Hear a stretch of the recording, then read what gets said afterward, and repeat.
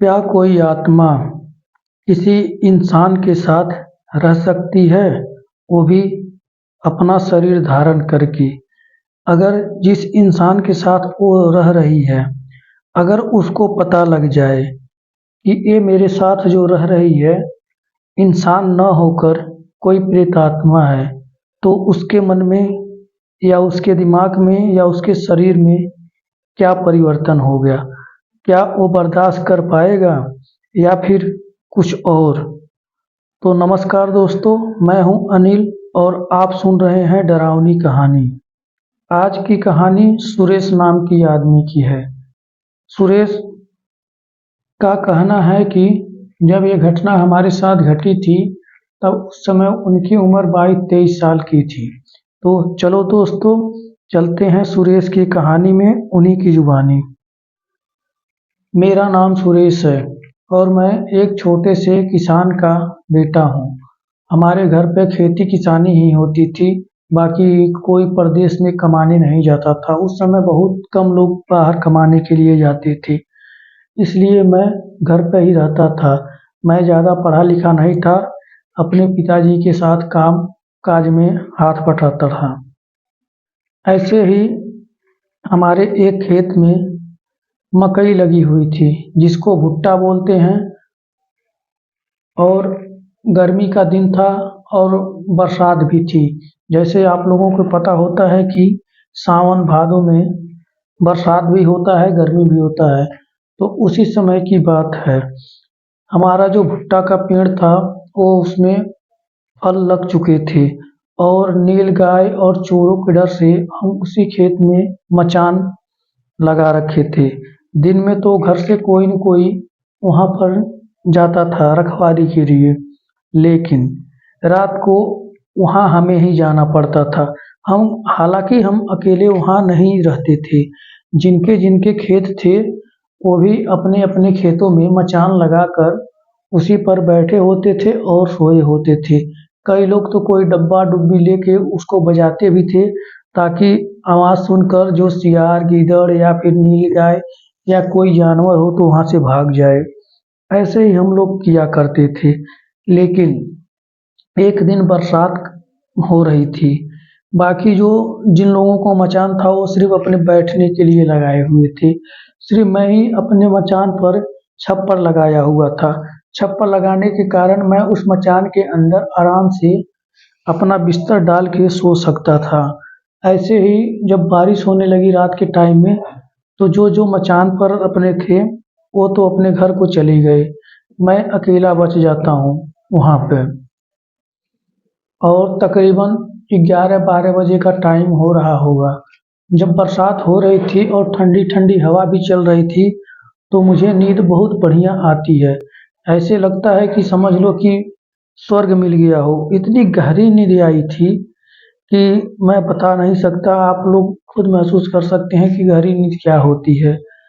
उसी समय मुझे कोई जगा रहा था। मचान मेरे हिला रहा था और बोल रहा था, उठो उठो जल्दी उठो, मैं भीग रही हूँ, मुझे भी अपने पास बैठा लो, बारिश तेज हो रही है। मैं ये आवाज़ सुनकर पहले तो मैं आँख खोलना नहीं चाहता था, उठना भी नहीं चाहता था, लेकिन किसी लड़की और औरत की आवाज़ सुनकर मैं कुछ देर सोचने के बाद उठना पड़ा।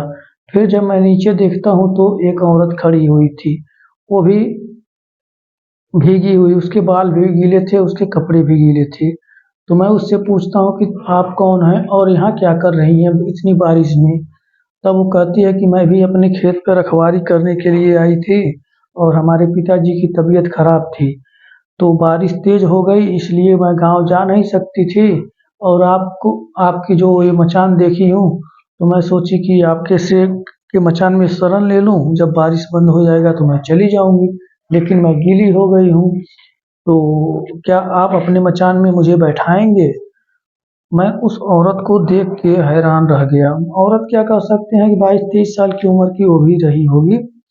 मैं उसको देख के हैरान हो गया। मैं रात का टाइम है, अकेली लड़की है, अकेले अकेले मैं भी हूँ, वो भी जवान है, मैं भी जवान हूँ। अगर कोई देख लेगा या कुछ हो जाएगा तो मेरी तो बहुत बदनामी हो जाएगी।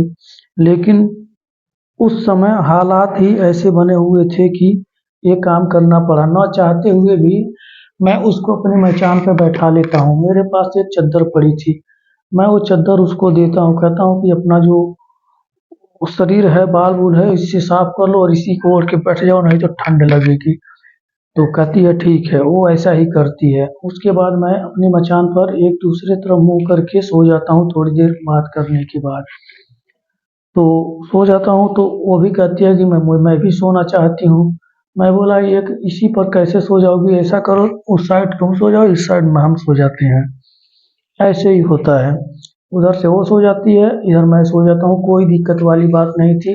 जब सवेरे मेरी नींद खुलती है तो वो लड़की वहाँ से गायब थी। मैं सोचा चलो अपने घर चली गई होगी, कोई दिक्कत वाली बात नहीं है। और सारा दिन का जो काम अपना होता है वो हम लोग निपटाते हैं। फिर शाम हो जाती है, शाम को फिर हमारा नंबर आ जाता है खेत की रखवाली के लिए। उसके बाद हम रखवाली करने के लिए खेत पे आते हैं। फिर वही 11-12 बजे का टाइम हुआ होगा। आज तो बारिश नहीं थी, ले लेकिन मौसम बारिश जैसा बना हुआ था। कई लोग अपने मचान पे आए थे, कई लोग नहीं आए थे, क्योंकि थोड़ा मौसम बिगड़ा हुआ था। उनको मन में डर था कि हो सकता है हम लोग रखवाली करने जाएँ तो रात को बारिश आ जाए, तो फिर भाग के हमको घर ही आना पड़ेगा। इसीलिए उस रात मिला-जुला के सोच लीजिए कि कम ही आदमी गए थे रखवाली करने के लिए। जैसे हम लोग अपने-अपने खेतों में लगे होते थे, उस तरह का माहौल नहीं था।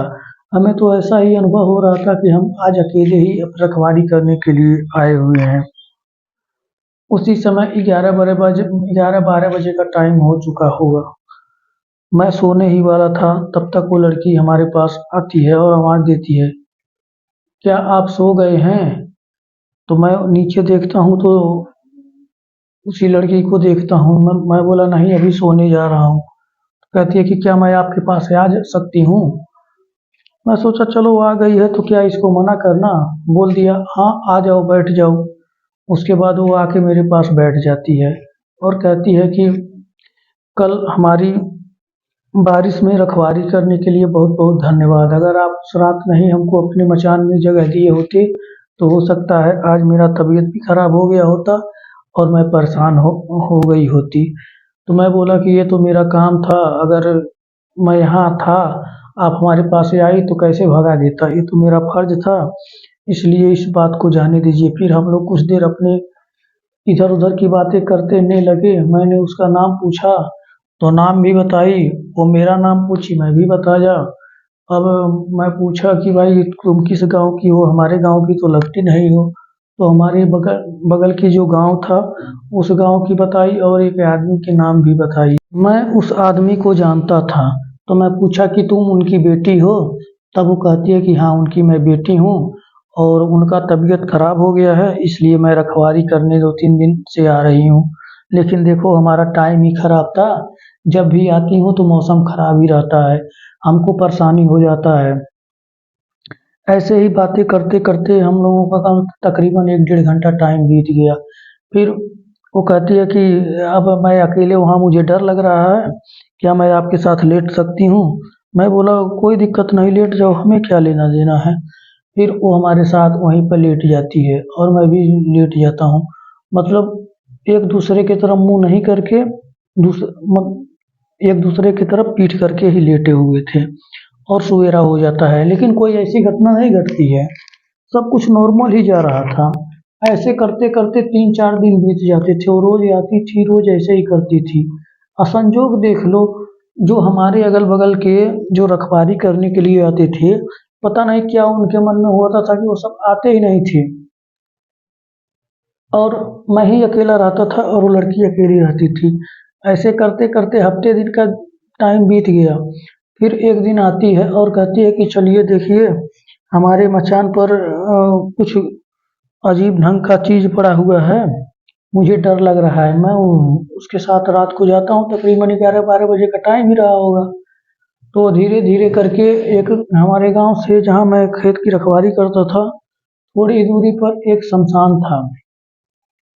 जो गाँव का श्मशान था, जैसे 1-2 गाँव जोड़ के ही जैसे श्मशान बना देते हैं, उसी तरीके का श्मशान था और उधर को जा रही थी। मैं बोला आप उधर कहाँ जा रही हैं, शमशान की तरफ? तो कहती है तो कह रही कि मैं तो वहीं पे रखवाली करती हूँ ना अपने खेत की, देखो जो वो दिखाई दे रहा है। मैंने देखा, सही बात है, उसके बगल में खेत था। तो मैं बोला तुम्हें डर नहीं लगता शमशान के पास? तो कहती है कि मुझे डर लगता है तभी तो मैं आपके पास चली जाती हूँ, नहीं तो मुझे आपके पास जाने की क्या ज़रूरत है। तो मैं वहाँ जाता हूँ तो देखता हूँ उसके मचान पर एक बाँस टूट गया था, और उसको सही वही करके फिर मैं कहता हूँ चलो चलते हैं। तो कहती है कि नहीं, हमेशा हम आपके पास रहते थे, आज आप हमारे पास रात बिता लीजिए। मैं बोला चलो ठीक है, कोई दिक्कत नहीं। हम दोनों उसी के मचान पर बैठ के बातें करने लगते हैं, और थोड़ी देर के बाद जब नींद आने लगती है तो हम सो जाते हैं इधर उधर मुंह फेर के।